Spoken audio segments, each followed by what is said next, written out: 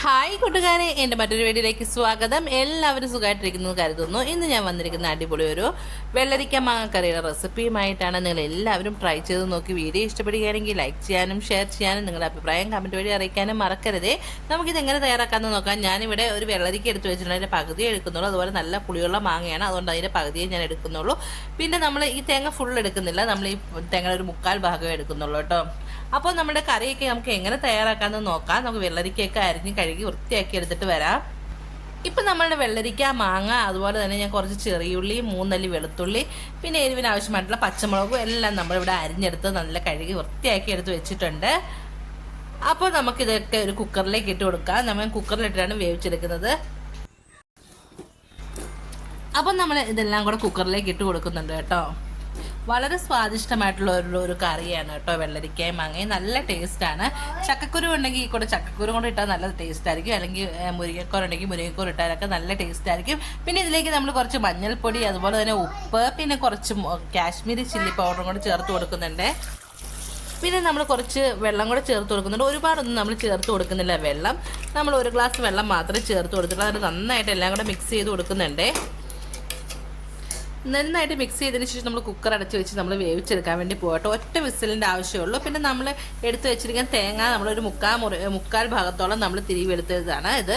പിന്നെ നമ്മളിതിലേക്ക് കുറച്ച് മഞ്ഞൾപ്പൊടി, അതുപോലെ തന്നെ കുറച്ച് ചെറിയ ജീരകത്തിൻ്റെ പൊടി, നല്ല ജീരകത്തിൻ്റെ പൊടി ഉണ്ടല്ലോ അതും പിന്നെ ഒരു 5-6 ചെറിയുള്ളിയും കൂടെ ഇട്ടിട്ട് നമ്മളൊന്ന് നന്നായിട്ട് പേസ്റ്റ് പോലെ അരച്ചെടുത്തിട്ടുണ്ട്. ചെറിയുള്ളി ഇട്ട് കൊടുക്കുമ്പോൾ ഒരു പ്രത്യേക ടേസ്റ്റാണ്. അപ്പോൾ ചെറിയുള്ളി ഇട്ട് അരയ്ക്കാൻ വേണ്ടി മറക്കരുത് കേട്ടോ.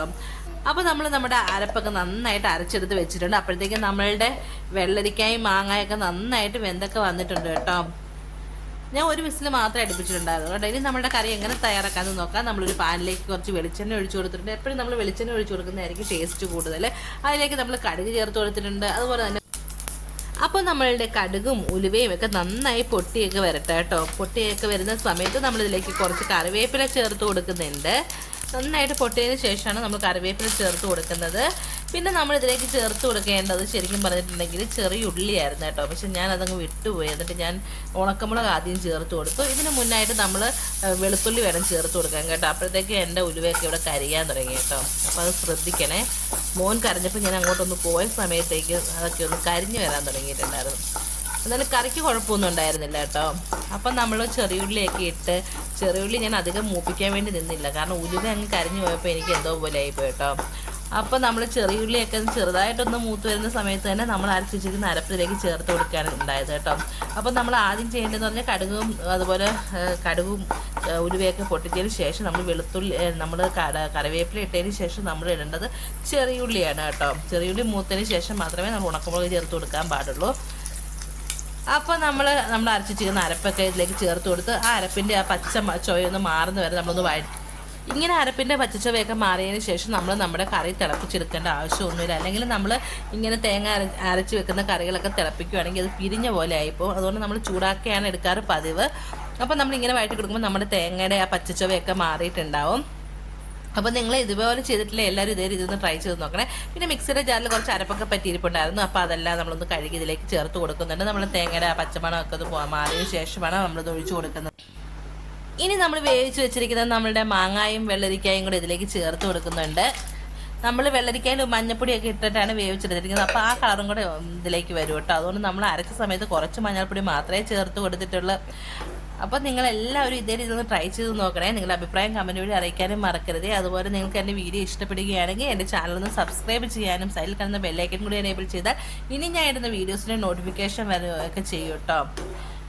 എന്തഭിപ്രായം ഉണ്ടെങ്കിലും നിങ്ങൾ കമൻറ്റ് വഴി അറിയിക്കണേ. അപ്പം നമ്മൾ നന്നായിട്ട് മിക്സ് ചെയ്ത് കൊടുക്കുന്നുണ്ട്. നമ്മൾ ഉലുവയൊക്കെ കരിഞ്ഞതിൻ്റെ ആ ഒരു ചൊവ്വ കാര്യങ്ങളൊന്നും ഉണ്ടായിരുന്നില്ല കേട്ടോ. നല്ല കറിയായിരുന്നു, നല്ല ടേസ്റ്റായിരുന്നു. അപ്പോൾ നമ്മൾ ചെറുതായിട്ട് ഒന്ന് ചൂടായി വരാൻ വേണ്ടി നമ്മൾ വെയിറ്റ് ചെയ്യണേ.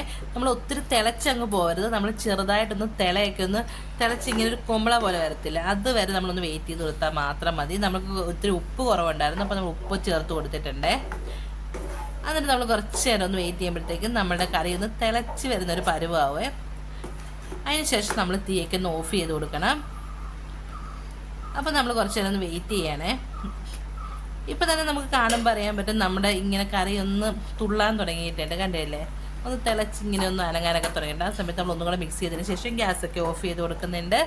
അപ്പോൾ നമ്മുടെ സ്വാദിഷ്ടമായിട്ടുള്ള വെള്ളരിക്കായി മാങ്ങയിട്ട് വെച്ച് അടിപൊളി കറി നമ്മൾ ഇവിടെ തയ്യാറായിട്ടുണ്ട് കേട്ടോ. നമുക്ക് ഇത്തിരി ചാറ് ഇത്തിരി കൂടുതൽ വേണമെന്നുണ്ടെങ്കിൽ ഇത്തിരി വെള്ളം കൂടെ ഒഴിച്ച് കൊടുത്താൽ മതി. നമുക്കിവിടെ കുറുകിയ പരുവത്തിലുള്ളതാണ് ഇഷ്ടം, അതുകൊണ്ടാണ് ഞാൻ ഒത്തിരി ചാറൊന്നും ചേർത്ത് കൊടുക്കാഞ്ഞത്. പിന്നെ നമ്മൾക്ക് മാങ്ങയില്ലെങ്കിൽ നമുക്ക് വേണമെങ്കിൽ തൈര് ഇതേപോലെ തേങ്ങ അരയ്ക്കുന്ന കൊടുത്ത് കുറച്ച് തൈരും കൂടി ഇട്ട് അരച്ചിട്ട് ചേർത്ത് കൊടുത്താൽ മതിയാവും, അപ്പോഴും നല്ല ടേസ്റ്റാണ്. അപ്പോൾ നമ്മുടെ സ്വാദിഷ്ടമായിട്ടുള്ള വെള്ളരിക്ക മാങ്ങ കറിയൊക്കെ റെഡി ആയിട്ടുണ്ട് കേട്ടോ. നമ്മൾ ചോറൊക്കെ കഴിക്കാൻ വേണ്ടി പോവാണ്. ഞാൻ നല്ല ചെറിയ മത്തി നല്ല മുളകിട്ടുണ്ടായിരുന്നു. അപ്പോൾ അടുത്തൊരു വീഡിയോയുമായി വീണ്ടും കാണാം. Thanks for watching.